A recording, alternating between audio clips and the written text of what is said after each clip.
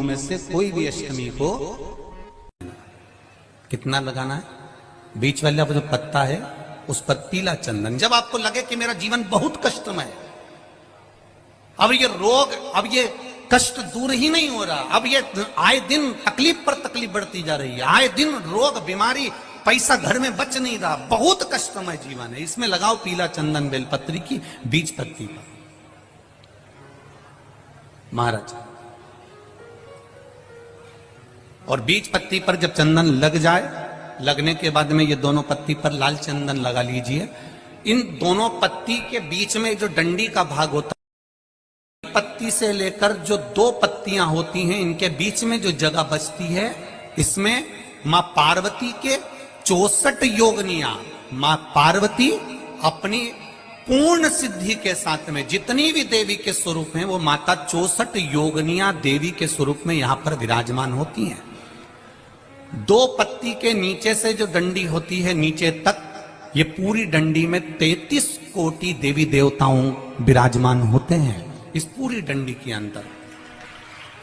तो ये बीच वाली पत्ती है, ये जो बीच वाली पत्ती का जो भाग होता है, इस पत्ती के भाग में शहद का प्रयोग कर कर, यहां पीला चंदन, लाल चंदन, शहद का प्रयोग कर कर, इसी तरह से पकड़कर ये बेलपत्री की जो डंडी है वो अशोक सुंदरी पर जब आप समर्पित करें, तो जहां से जल बहता है उस ओर पर इस पत्ती को चढ़ाकर केवल आपके हृदय की बात कहकर देवाधिदेव महादेव से कोई भी शिव जी का मंत्र, पंचाक्षर नमः शिवाय, षडाक्षर ओम नमः शिवाय, श्री शिवाय नमस्तुभ्यम, या महामृत्युंजय मंत्र, जो शिव का मंत्र हो आपके पास में, उसको बोलते हुए देवाधिदेव महादेव को धीरे धीरे जल की धार चढ़ाना प्रारंभ करो। जल की धार जब पूर्ण होने लगे, उसमें थोड़ा जल बचे, तब अशोक सुंदरी पर जो तुमने बेलपत्र चढ़ाई है वहां उस जलधार को चढ़ाएं। ये प्रयोग आपको केवल सोमवार की अष्टमी पढ़ने पर ही करना है। कौन से दिन करेंगे? जम के बोलिए जरा। सोमवार की अष्टमी पढ़ने। और धतूरे का फूल,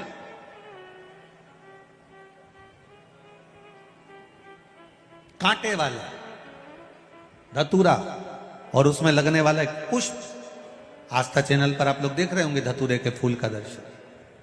धतूरा और धतूरे का पुष्प, छोटा सा पौधा है, ज्यादा बड़ा नहीं है, कांटा लग रहा है, धतूरा लग रहा है, और उसमें भी साधारण धतूरा नहीं, जिस धतूरे के नीचे की डंडी लाल कलर की होती है, अगर वो सोमवार की अष्टमी को देवाधिदेव महादेव को समर्पित करी जाती है, तो उसके घर में कभी संपदा की कमी नहीं होती है। वो धतूरा है, साधारण नहीं है। धतूरे में भी लाल डंडी, जैसे धतूरा गोल होता है, उसके नीचे एक छोटी सी डंडी, देखा है आप लोगों ने? अरे देखी कि नहीं देखी बोलो? धतूरा देखा है ना? धतूरे के अंदर एक नीचे छोटी सी डंडी होती है, जब तोड़ोगे तो वो डंडी का कलर अगर लाल है, वो डंडी का कलर अगर लाल है, और कभी हम तो कहेंगे जैसे बड़ी बीमारी जिसको हो जाती है, लीवर, किडनी, कैंसर आदि का आदि बड़ी बीमारियों से जो जूझ रहा होता है, प्रयास करो, प्रयास महामृत्युंजय का जाप कर कर, महामृत्युंजय का स्मरण कर कर, एक लाल डंडी का धतूरा प्रयास करना। एक धतूरा मिल जाए या 5 धतूरे मिल जाए, किसी भी एकांतेश्वर महादेव पर, जो शिव मंदिर एकांत में हो, जहां कोई जाता आता नहीं हो। वैसे तो अब बहुत मुश्किल है कि ऐसा मंदिर मिल जाए जहां कोई जाता आता नहीं हो, पहले की बात दूसरी है, अब बात दूसरी है। फिर भी कहीं आप रोड पे से निकल रहे हो, एकांतेश्वर महादेव अगर आपका दिख जाए, बहुत बीमारियों से ग्रसित हो, तो भी महामृत्युंजय जाप का स्मरण कर कर, या किसी विद्वत ब्राह्मण जन से महामृत्युंजय मंत्र का जाप कराकर, या भगवान शिव के मंत्र का जाप स्वयं कर कर, वो भी ना बने तो पंचाक्षर मंत्र नमः शिवाय, षडाक्षर मंत्र ओम नमः शिवाय, या श्री शिवाय नमस्तुभ्यम जप कर, वो लाल डंडी का धतूरा 5 एकांतेश्वर महादेव को आप समर्पित कर सकते हो। रोग थम जाएगा, जो दवाई खाओगे वो शरीर को लगना प्रारंभ हो जाएगी और आप स्वस्थ होने वाली थी सावन की पहली, और मालूम पड़ा कि वो कथा छत्तीसगढ़ की पवित्र धरा पर है। अर्थात भजन का बल, भक्ति का बल, स्मरण, ये सब खींच कर लाते। चुंबक देखिए आप लोगों ने, वो चुंबक को गंगा में रस्सी बांधकर गोताखोर डालते हैं और उसमें चिपकने वाला जो भी सामान होता है वो चिपक जाता है। लकड़ी नहीं चिपकती, कपड़ा नहीं चिपकता, प्लास्टिक नहीं चिपकता। वो चुंबक में जो चुंबकीय तत्व होते हैं वही चिपकते हैं।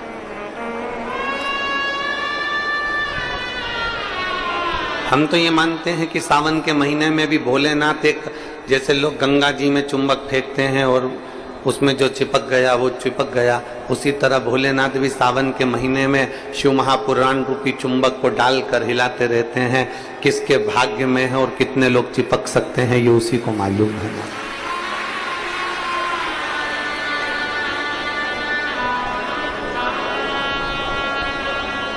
72 साल बाद ऐसा सावन आया है, और उस सावन में अगर भगवान की विरल भक्ति हमारे मुख से हो रही है, भजन हमारे मुख से हो रहा है, कीर्तन हमारे मुख से हो रहा है, तो आप और हम तो सब शिव के चरणों के दास हैं।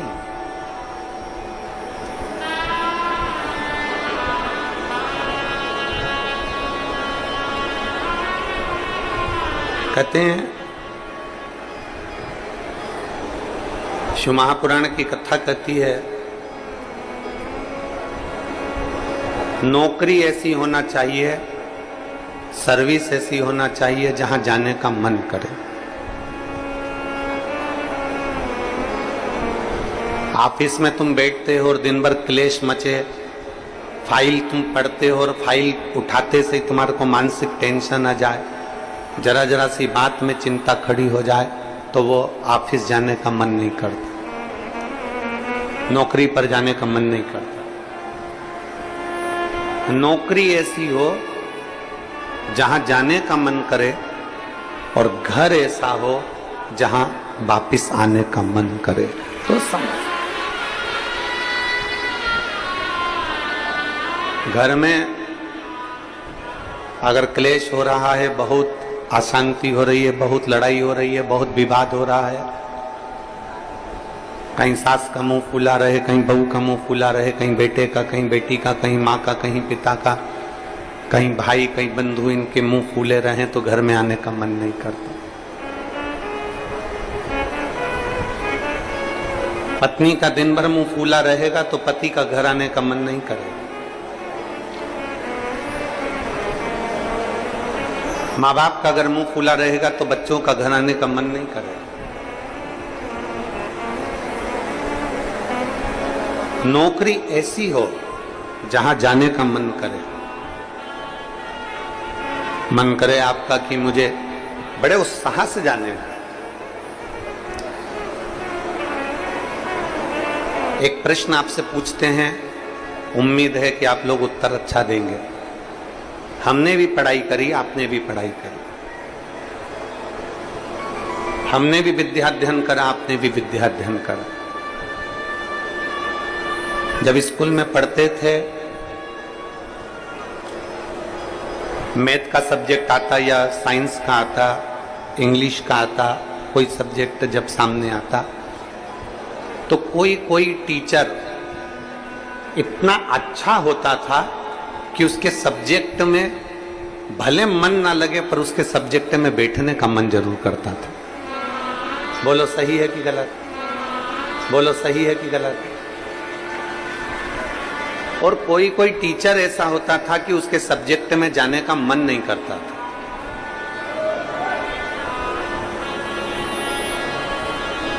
उनके सब्जेक्ट में जाने का मन नहीं करता। कोई टीचर इतना अच्छा, बहुत प्रेम से, बहुत स्नेह से, बहुत लाड़ प्यार से पढ़ाता है, बहुत स्नेह से पढ़ाता है तो उसके यहाँ जाने का मन कर जाता है। और कोई कोई टीचर ऐसा होता है कि वो पढ़ाता है पर उसके अंदर इतना क्रोध, इतना गुस्सा है, कहीं मारना, कहीं ठोकना, कहीं अपशब्द कहना, कहीं कुछ कहना, तो मन ही नहीं करता कि उस टीचर के पास में जाकर बैठा। पढ़ना है आपको, सारे सब्जेक्ट पढ़ना है आपको,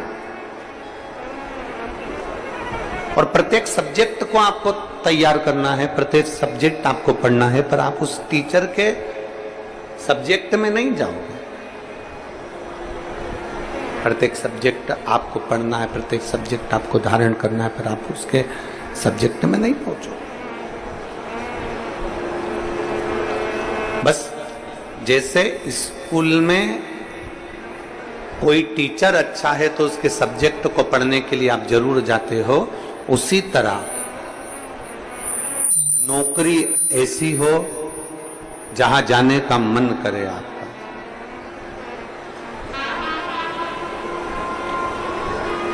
नौकरी ऐसी होना चाहिए जहां तुम्हारा जाने का मन करे, जहां तुम्हारा बार बार मन करे, 5 भी बज जाए ना तो भी मन करे कि थोड़ा आधे घंटे और काम कर लूं, 1 घंटे और काम कर लूं,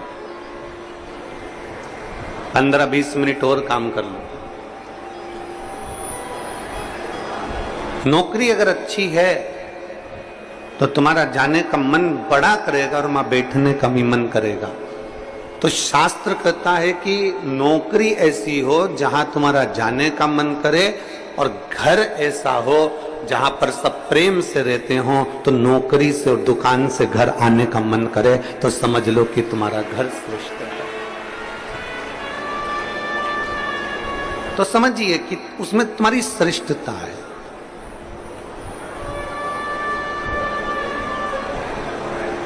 जरा जरा सी बात में अगर क्लेश हो रहा है, जरा जरा सी बात में अपशब्द बोले जा रहे हैं, तो वो श्रेष्ठता नहीं है।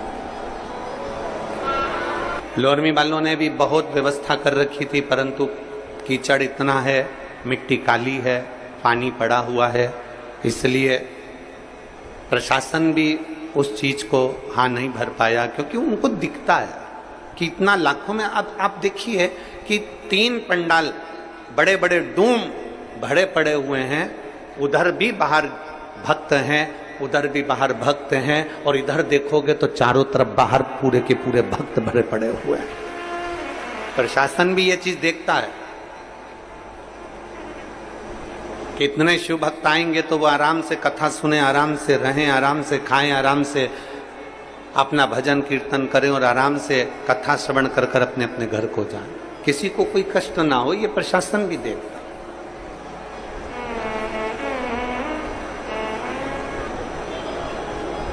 21,600 श्वास में से 21,600 श्वास जो चल रही है, उसमें से जितनी श्वास हम परमात्मा को दे सकते हैं उतना दीजिए। हम जितना भजन कर सकते हैं उतना भजन करें, हम जितना स्मरण कर सकते हैं उतना स्मरण करें। और तेरी कृपा बिना न हिले एक भी अणु, लेते हैं श्वास तेरी कृपा से तनो तनो। हे गंगाधार मुक्ति द्वार ओंकार तू,